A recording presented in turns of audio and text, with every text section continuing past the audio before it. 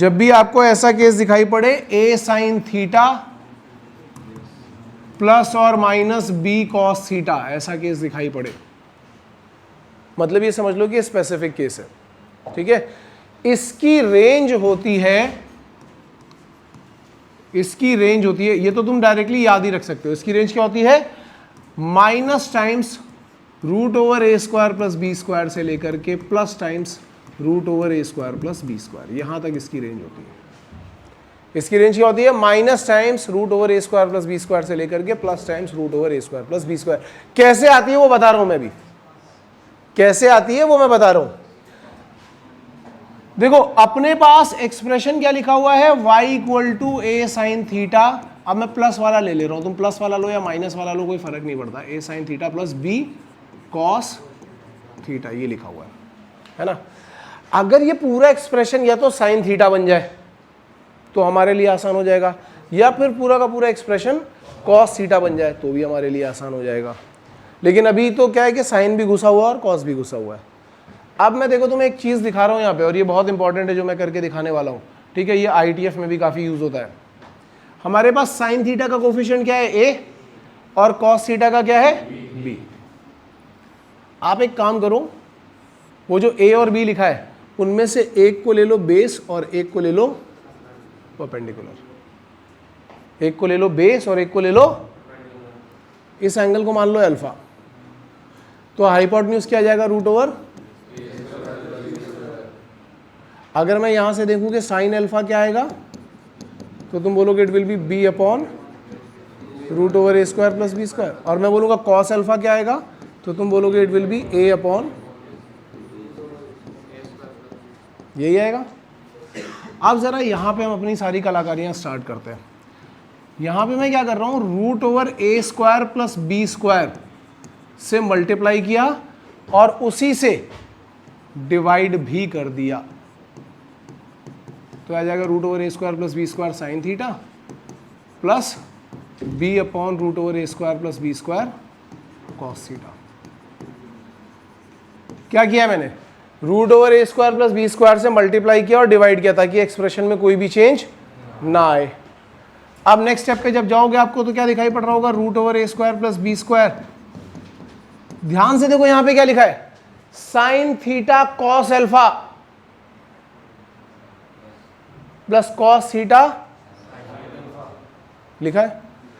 तो ये sine theta cos alpha plus cos theta sine alpha किसका फॉर्मूला है, sine of theta plus alpha का फॉर्मूला है।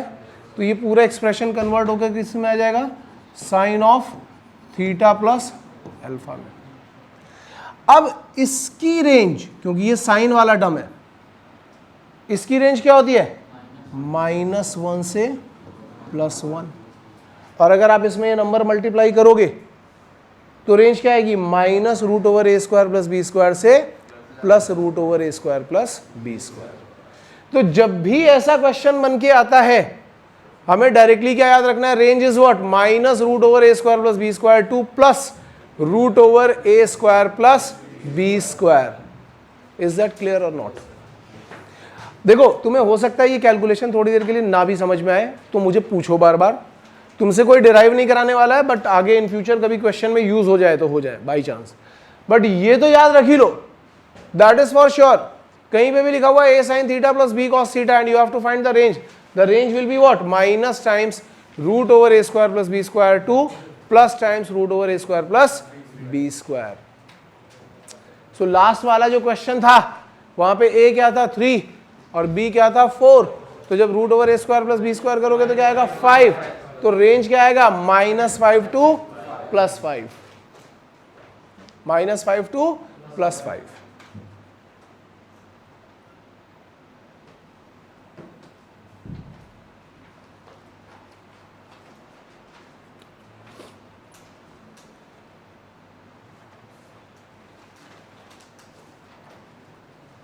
ये अच्छा केस है यार, इसको नोट कर लेना और उसको तो अच्छी तरीके से याद ही कर लेना। 10 cos square x plus 6 sin x cos x plus 2 sin square x -5 ये करो,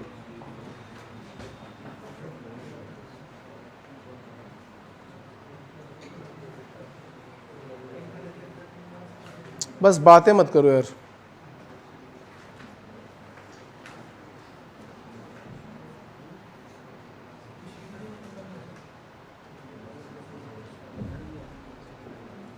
पेन चलाओ और दिमाग चलाओ, और क्या चीज नहीं चलानी, मुंह नहीं चलाना है, मुंह बिल्कुल भी मत चलाओ। कर रहे होते ना, बहुत लोग क्या करते हैं, अपना क्वेश्चन देखते देखते देखते इधर देख लेते हैं कि वो क्या कर रहा है, और फिर उसके बाद कर लेते हैं, और फिर उनको लगता है कि हाँ हमने कर लिया। ये गलत चीज़ है। आपसे क्वेश्चन जब नहीं हो रहा है ना, तब भी दिमाग लगाते रहो। अल्टीमेटली तो मैं बता ही दूंगा, दूसरे का देख के क्या ही फायदा है, तो मत देखो वो, नहीं तो गंदी आदत लग जाती है एग्जाम में, फिर वो खराब कर देता है सब काम। यहां पे लगेगा डबल एंगल फॉर्मूला। पता नहीं क्यों कोई ये सोच ही नहीं रहा, केवल एक बच्चे ने ये बात सोची थी इसने, कि यहां पे लगेगा डबल एंगल फॉर्मूला। देखो ये जो क्वेश्चन देख रहे हो यहां पे, यहां तुम्हें क्लियरली दिख रहा है ना 2 sin x cos x। भाई आप इसको ऐसा लिख सकते हो 3 times 2 sin x cos x, ऐसा तो लिख ही सकते हो। तो ये sin 2x बन जाएगा। -5 को हमें वैसे भी टच नहीं करना है, तो -5 को मैंने अलग रख दिया। यहां पे था 10 cos square x और यहां पे था 2 sin square x। अगर इस 10 cos square x में से 8 cos square x में अलग रखूं और जो 2 cos square x बचा है उसको इसके साथ में एडजस्ट करूं, तो ये बना देगा 2, क्योंकि 2 sin square x plus 2 cos square x क्या बन जाएगा 2। इतनी चीज समझ में आ रही है? पहले ये बताओ, जो मैंने अभी किया पहले स्टेप में, किसी को यहां तक कोई डाउट हो तो बोल दो पहले। 2 cos square x उठाया और 2 sin square x के साथ में ऐड कर दिया, तो 2 times sin square x plus cos square x क्या बनेगा 2। यस और नो? देख लो यहां तक सब कुछ क्लियर है। तो हमने क्वेश्चन पहले ही स्टेप में काफी सिंप्लीफाई कर लिया है। ये 2 और 5 तो वैसे ही कांस्टेंट बन गए, 2 - 5 करोगे तो यहां पे क्या आ गया -3 आ गया। ये जो था पूरा नंबर, इसको मैंने बोल दिया कि ये है 3 × sin 2x। cos square x को क्या cos 2x नहीं बना सकते? क्या होता है? ये आएगा 4 × 1 + cos 2x, क्योंकि 2 cos square x क्या होता है? 2 cos square x क्या होता है? कल ही बताया था। 2 cos square x क्या होता है? 1 + cos 2x। मैंने बोला था मल्टीपल एंगल फॉर्मूले में याद रखो, ये वो वाले फॉर्मूले थे जो मैंने ऐड करवाए थे। जब मुझे मारना होता है तो मैं यही वाले फॉर्मूले पूछता हूँ। याद है? 4 फॉर्मूले बताए थे मैंने। तो ये वही है डिग्री रिडक्शन वाला केस। तो यहां पे मैंने इसको लिखा 4 × 2 cos square x, और 2 cos square x की जगह पर क्या लिख दिया 1 + cos 2x। अब तुम देखो ये क्या बना, 4 + 4 cos 2x + 3 sin 2x -3। 4 - 3 is what 1। यहां पे क्या आ जाएगा 4 cos 2x + 3 sin 2x। दोनों में सेम ही एंगल आ रहा है,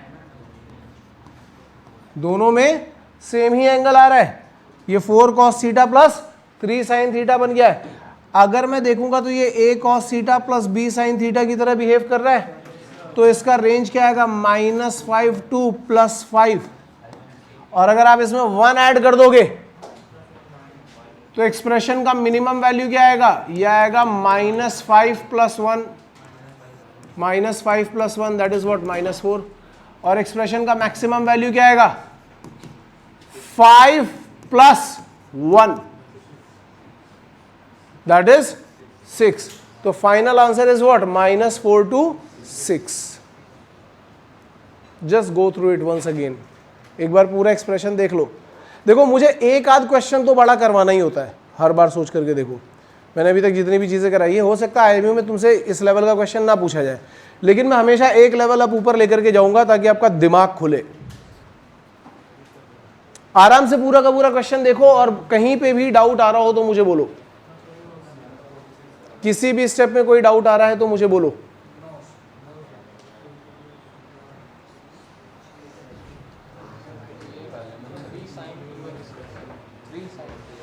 हाँ ये 2 sin थीटा cos थीटा किसका फॉर्मूला होता है?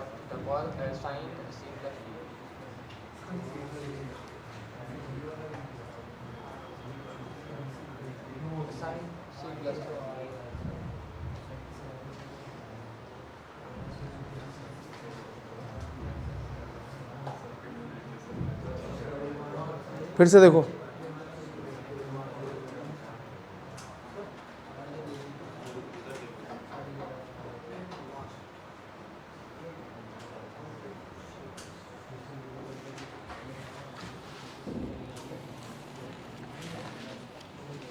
अबे तुमने फॉर्म ये क्या लिखा है? किसका फॉर्मूला है? और यहाँ पे क्या लिखा है? 2 sin ए कॉस, क्या दोनों एंगल सेम है? तब ये लगेगा ना, अगर दोनों एंगल अलग अलग होंगे तो ये लगेगा, दोनों एंगल सेम होंगे तो क्या लगेगा?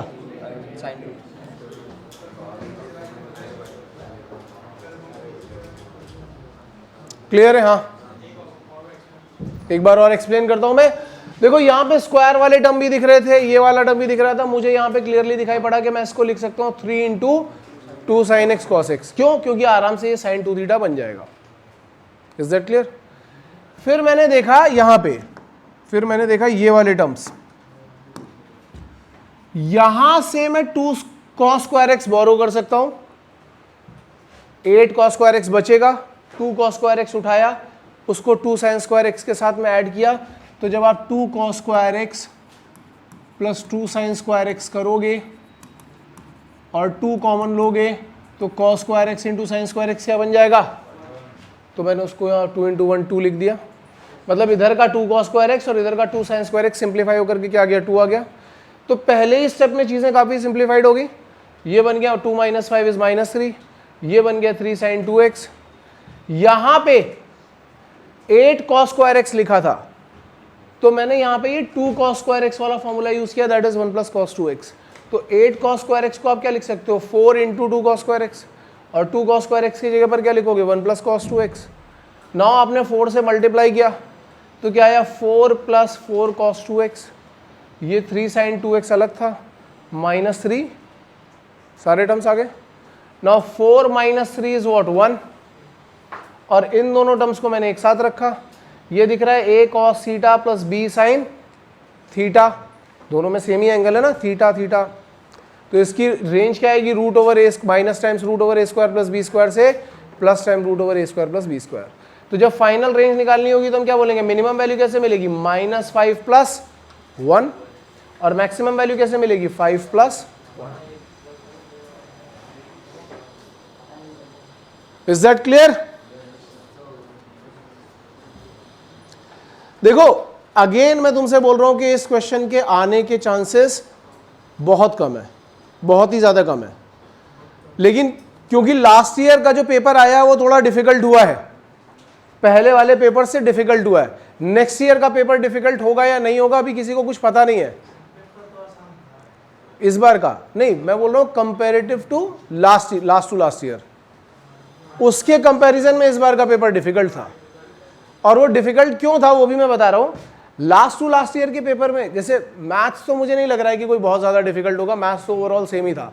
मेन प्रॉब्लम थी फिजिक्स, क्योंकि पहले 2 साल में क्या हो रहा था कि फिजिक्स में सिर्फ एक ही चीज आ रही थी, इलेक्ट्रोस्टैटिक्स एंड करंट इलेक्ट्रिसिटी। तो 50 में से 40 क्वेश्चन वो उसी से उठा करके डाल देते थे। ठीक है, मैं इस पे कमेंट नहीं करूंगा कि कौन पेपर बना रहा था या क्या खाया था उसने, ठीक है, पर कोई तो था जो कुछ गलत लेवल पे कुछ खा करके पेपर बना रहा था और केवल 2 ही चैप्टर उसको दिखाई पड़ते थे, जिसमें 50 में से 40 क्वेश्चन वो उससे डाल देता था। इस बार मैं समझा रहा था सबको कि ऐसा नहीं होगा, रेडी रहना। लोगों को लग रहा था कि जब 2 साल से हो रहा है तो इस बार भी होगा, पर इस बार ऐसा नहीं हुआ। उसने पूरा डिस्ट्रीब्यूट कर दिया, कई सारे टॉपिक्स उठा लिए, तो जो ढंग से पढ़ के गया था उसको तो प्रॉब्लम नहीं आई, और जो 2 टॉपिक ही पढ़ के गया था वो केवल 10-12 क्वेश्चन ही करके आ पाया होगा मुश्किल से। तो ये एक तो चीज़ ये हो गई। दूसरा, क्वेश्चन का लेवल भी थोड़ा सा बढ़ा है। अब जैसे पेपर आ जाएगा अपने पास तो मैं बताऊंगा कि क्वेश्चन का लेवल कितना बढ़ा है, लेकिन अभी फिलहाल मैंने पेपर देखा नहीं है, बट जैसा लोग बता रहे थे उसके हिसाब से क्वेश्चन का लेवल थोड़ा सा अप हुआ है इस बार।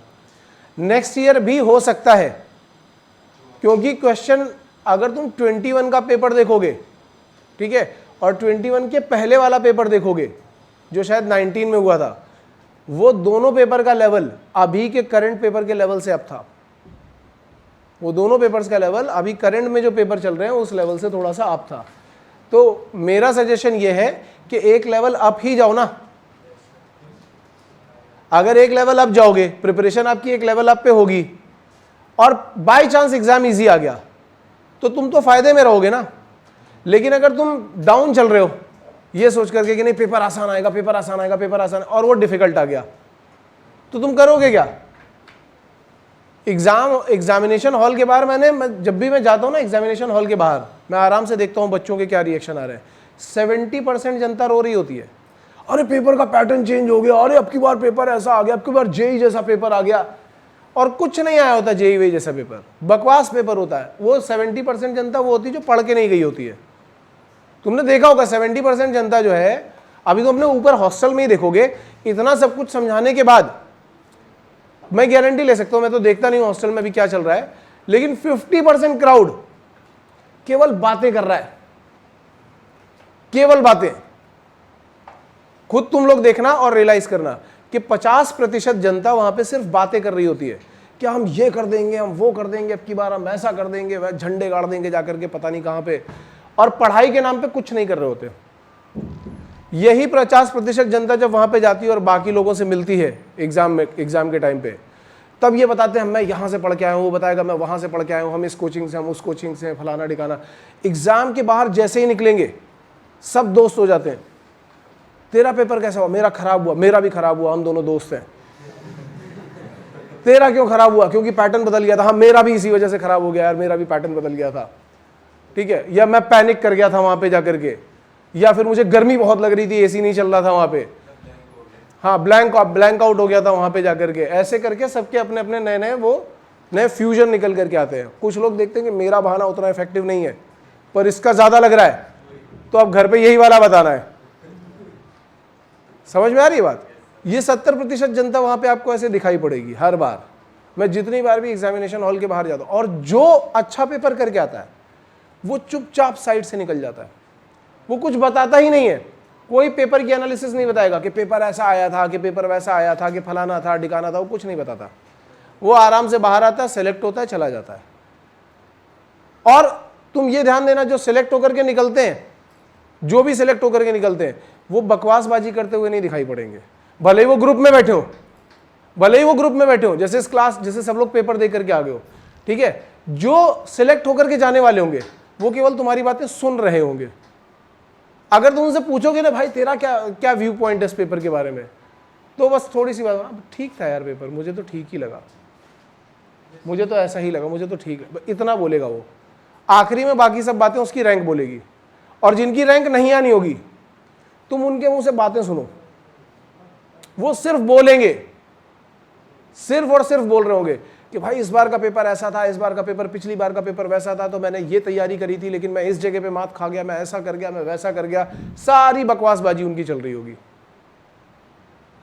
तो पॉइंट बिल्कुल सिंपल सा है, मतलब ये पूरी कहानी सुनाने के पीछे एक पॉइंट है।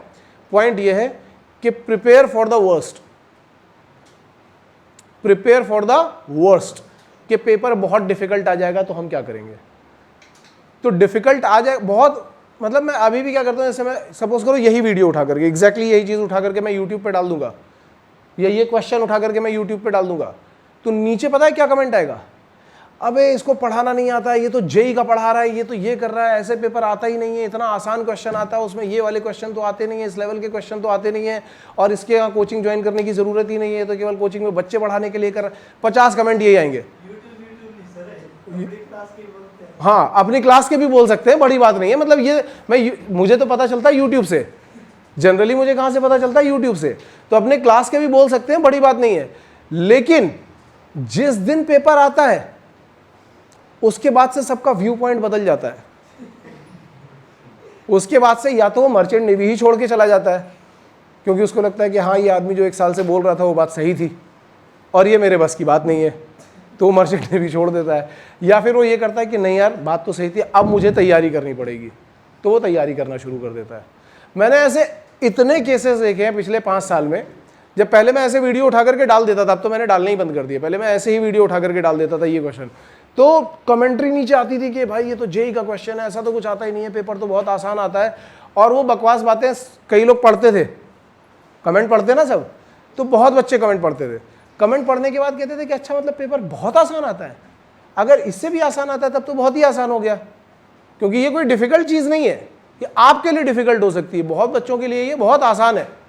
जो जेई का क्राउड यहाँ एंटर कर रहा है, जो एनडीए का क्राउड यहाँ पे एंटर कर रहा है, उसको आप ये क्वेश्चन पूछोगे तो ऐसा खत्म कर देगा वो, ये तुम्हारे लिए डिफिकल्ट है, उनके लिए तो आसान है, तो उनको लगता है कि हाँ ठीक है भाई। अब कई बच्चे ऐसे लगते हैं कि अच्छा बहुत आसान पेपर है, पढ़ने की जरूरत नहीं है, फिर वो नेक्स्ट ईयर आते हैं मेरे पास कि सर वो 12th मैंने लास्ट ईयर किया था, फिर मैं इस साल तैयारी कर रहा हूँ, तो मैं पूछता हूँ लास्ट ईयर क्यों नहीं हुआ, तो जनरली बताते नहीं है, कुछ लोग बता देते हैं कि हमने वो कमेंट पढ़ा था, उसमें लिखा था पेपर बहुत आसान आता है, तो हमने सोचा कि बहुत आसान आता है तो हम कर ही लेंगे, फिर हमसे नहीं हो पाया, फिर वो वापस आ जाते हैं यहाँ पे।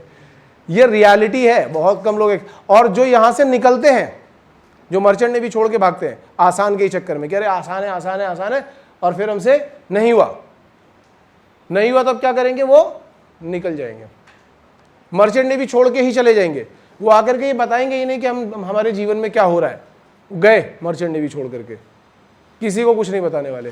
तो उससे क्या है, जो नया आने वाला क्राउड है उसको कभी पता ही नहीं चल पाता है कि पेपर का डिफिकल्टी लेवल को हमें कैसे हैंडल करना है। Again I am saying prepare for the worst, और ये वर्स्ट नहीं है एक्चुअली देखा जाए तो, ये IMU CT के अकॉर्डिंग वर्स्ट है। IMU CT में इस लेवल का क्वेश्चन देखो, IMU CT में क्या होता है, वो क्वेश्चन 3 स्टेप का होता है जनरली, ये क्वेश्चन 3 स्टेप से ज्यादा का है, तो वो ऐसा क्वेश्चन कब डाल सकता है, जब उसको ये दिखाना हो जैसे 50 में से 15 क्वेश्चन मोस्ट डिफिकल्ट डालने, तो वो ये डाल देगा। क्यों डाल देगा ये, क्योंकि पहली बात तो मैक्सिमम क्राउड ये भूल ही जाएगा कि हम इसको 2 थीटा में कन्वर्ट भी कर सकते हैं, और बाई चांस 2 थीटा में तुमने कन्वर्ट कर लिया तो कैलकुलेशन मिस्टेक करने में करोगे, कुछ ना कुछ प्लस माइनस में गड़बड़ करोगे, तो इसलिए तुम्हारे लिए मोस्ट डिफिकल्ट बन सकता है। बट जो जेई वाला बच्चा होगा, जो जेई की एक्चुअली प्रिपरेशन कर रहा है, जो जेई मेंस क्लियर करके आ रहा है, उसके लिए इजीएस्ट क्वेश्चन है, ये स्टैंडर्ड क्वेश्चन है। जब मैं जेई के लिए पढ़ाता था तो ये ऐसा क्वेश्चन था कि ये वाला करा दिया, अब इससे नेक्स्ट लेवल के क्वेश्चन दूंगा वो करना, ये वहां का स्टैंडर्ड क्वेश्चन है। आपके लिए ये वर्स्ट लेवल का क्वेश्चन है IMU CT वालों के लिए, बट इतना तो करके जाओ, कम से कम एक लेवल हमेशा ऊपर करके जाओ, ताकि वहां पे जाने के बाद आपको क्या लगे कि जो भी क्वेश्चन पेपर दिख रहा है, आसान दिख रहा है तो अच्छी बात है, डिफिकल्ट आएगा तो तुम्हारा फायदा है, क्योंकि तुम प्रिपेयर करके आए हो ये सब चीजें, और बाकी का क्राउड वो बर्बाद होने के लिए ही आया वहां पे। ठीक है, तो तुम्हारा ट्रिगो कंप्लीट हो गया यार, ठीक है, ट्रिग्नोमेट्री कंप्लीट हो गया है। अब हम लोग ITF स्टार्ट करेंगे नेक्स्ट लेक्चर में, इनवर्स ट्रिग्नोमेट्रिक फंक्शन। सभी लोग